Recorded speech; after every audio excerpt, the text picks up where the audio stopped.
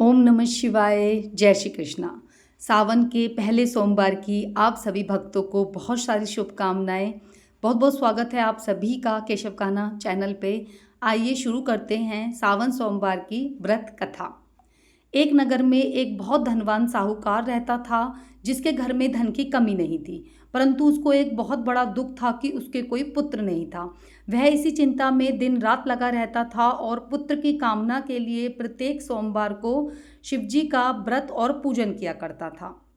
वह ब्राह्मण शाम काल को भी शिवजी के मंदिर में जाकर शिवजी की विग्रह के सामने दीप जलाता था और शिवजी से अपनी मनोकामना की पूर्ति की कामना करता था।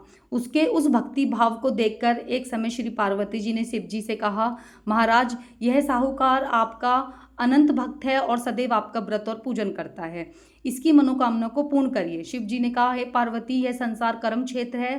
किसान खेत में जैसा बीज बोता है वैसा ही फल पाता है। इसी प्रकार इस संसार में जो जैसा करता है वैसा पाता है। पार्वती जी के अनंत आग्रह करने पर महाराज जी ने कहा, जब यह आपका अनंत भक्त है और यदि आप इसकी इच्छा पूरी नहीं करेंगे तो कोई आपकी पूजा क्यों करेगा, कोई आप पे विश्वास क्यों करेगा। इसीलिए शिवजी पार्वती जी के बार बार आग्रह करने पर शिवजी कहते हैं कि इसके भाग में पुत्र का योग नहीं है, लेकिन आपके कहने पर मैं इसको पुत्र रतन दे देता हूँ। लेकिन इसका पुत्र सिर्फ 12 वर्ष तक ही जीवित रहेगा, 12 वर्ष के बाद उसकी मृत्यु हो जाएगी। ऐसा कहकर शिवजी ने उसकी इच्छा को पूरा कर दिया। यह सब बातें साहूकार सुन रहा था, इससे उसको कोई ना तो प्रसन्नता हुई ना ही दुख हुआ। वह पहले जैसे ही शिवजी महाराज का व्रत और पूजन करता रहा और कुछ काल व्यतीत हो जाने पर साहूकार की स्त्री गर्भवती हो गई और 10वें महीने में उसके गर्भ से एक अति सुंदर पुत्र की प्राप्ति हुई। साहूकार के घर में बहुत खुशी मनाई गई, परंतु साहूकार ने उसकी केवल 12 वर्ष की आयु जानकर अधिक प्रसन्नता प्रकट नहीं की और ना ही किसी को भेद बताया। जब वह बालक 11 वर्ष का हो गया तो उस बालक की माता ने उसके विवाह के लिए उसके पिता से आग्रह किया, लेकिन साहूकार ने विवाह करने से मना कर दिया। उसने कहा कि वह अपने पुत्र को काशी पढ़ने के लिए भेजेगा। फिर साहूकार ने अपने साले अर्थात बालक के मामा को बुलाकर उसको बहुत सा धन देकर कहा, तुम इस बालक को काशी जी पढ़ने के लिए ले जाओ और रास्ते में जिस स्थान पर भी जाओ यज्ञ और ब्राह्मणों को भोजन कराते हुए जाना। वह दोनों मामा और भांजे यज्ञ कराते हुए ब्राह्मणों को भोजन कराते हुए रास्ते में एक शहर पड़ा। उस शहर में राजा की कन्या का विवाह था और दूसरे राजा के लड़के का विवाह कराने के लिए बारात लेकर आया था।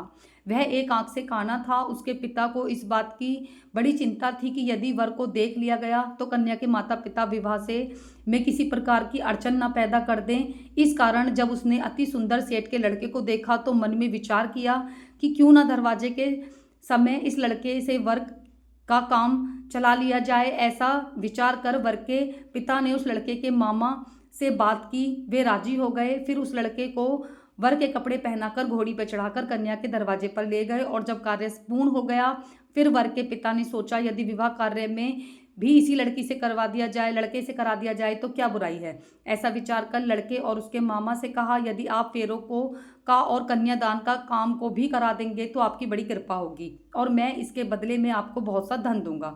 तो उन्होंने स्वीकार कर लिया और विवाह कार्य भी बहुत अच्छी तरह से संपन्न हो गया।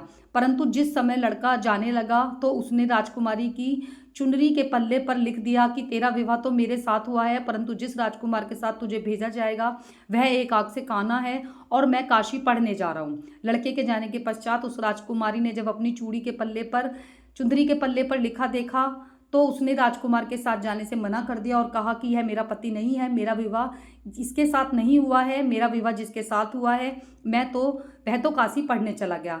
राजकुमारी के माता पिता ने अपनी कन्या को विदा नहीं किया और बारात वापस चली गई। उधर सेठ का लड़का और उसका मामा काशी जा पहुंच गए। वहां जाकर उन्होंने यज्ञ कराया और लड़के ने पढ़ना शुरू कर दिया। जब लड़के की आयु 12 वर्ष की हो गई तो उसी दिन उन्होंने यज्ञ रचा रखा था। लड़के ने अपने मामा से कहा, मामा जी आज मेरी तबीयत कुछ ठीक नहीं है। मामा ने कहा, अंदर जाके सो जाओ। लड़का अंदर जाकर सो गया और थोड़ी देर बाद उसके प्राण निकल गए। जब उसके मामा ने आकर देखा तो वह मुर्दा पड़ा था तो उसको बड़ा दुख हुआ और उसने मन में विचार किया कि यदि मैं अभी रोना पीटना मचाऊंगा तो यज्ञ का कार्य अधूरा रह जाएगा। अतः उसने जल्दी से यज्ञ का कार्य संपन्न कराकर ब्राह्मणों के जाने के पश्चात रोना पीटना आरंभ किया। संयोगवश उसी समय माँ पार्वती और शिव जी उधर से जा रहे थे। जब उन्होंने जोर जोर से रोने की आवाज़ सुनी तो पार्वती जी कहने लगी, महाराज कोई दुखी रो रहा है, इसके कष्ट को दूर करिए। जब शिव जी पार्वती जी ने पास जाकर देखा तो वह एक लड़का मुर्दा पड़ा था। पार्वती जी कहने लगी, महाराज ये तो वही सेठ का लड़का है जो आपके वरदान से हुआ था। शिव जी कहने लगे, पार्वती इसकी आयु इतनी ही थी, वह यह भोग चुका है। तब पार्वती जी ने कहा, हे महाराज इस बालक की आयु बढ़ा दीजिए, इसके माता पिता तड़प तड़प कर मर जाएंगे। पार्वती जी के बार बार आग्रह करने पर शिव जी ने उसको जीवित का वरदान दे दिया और शिव जी महाराज की कृपा से लड़का जीवित हो गया। शिवजी और पार्वती जी कैलाश वापस चले गए। जब वह लड़का और मामा उसी प्रकार यज्ञ करते हुए ब्राह्मण को भोजन कराते हुए अपने घर की ओर चल पड़े। रास्ते में उसी शहर में आए जहां उसका विवाह हुआ था। वहां पर आकर उन्होंने यज्ञ आरंभ किया तो लड़के के ससुर ने उसको पहचान लिया और अपने महल में ले जाकर उसकी बड़ी खातिरदारी के साथ बहुत सा दास दासियों सहित आदरपूर्वक लड़की और जमाई को विदा किया। जब वह अपने शहर के निकट आए तो मामा ने कहा कि मैं पहले तुम्हारे घर जाकर खबर करके आता हूँ।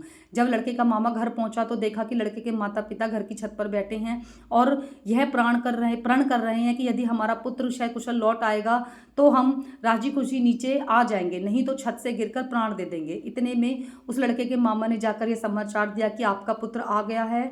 तो उनको विश्वास नहीं हुआ। उसके मामा ने शपथ पूर्वक कहा कि आपका पुत्र अपनी स्त्री और बहुत सारा धन लेकर आया है। तो सेठ ने आनंद के साथ उसका स्वागत किया और बड़ी प्रसन्नता के साथ रहने लगे। इसी प्रकार से जो कोई भी सोमवार के व्रत को धारण करता है, व्रत करता है अथवा इस कथा को पढ़ता है या किसी दूसरे के माध्यम से सुनता है, उसकी समस्त मनोकामनाएं पूर्ण होती हैं। इस प्रकार सोमवार की व्रत कथा संपन्न होती है। सभी भक्तों को हर हर महादेव, सावन की बहुत सारी शुभकामनाएं। जय श्री शंभू।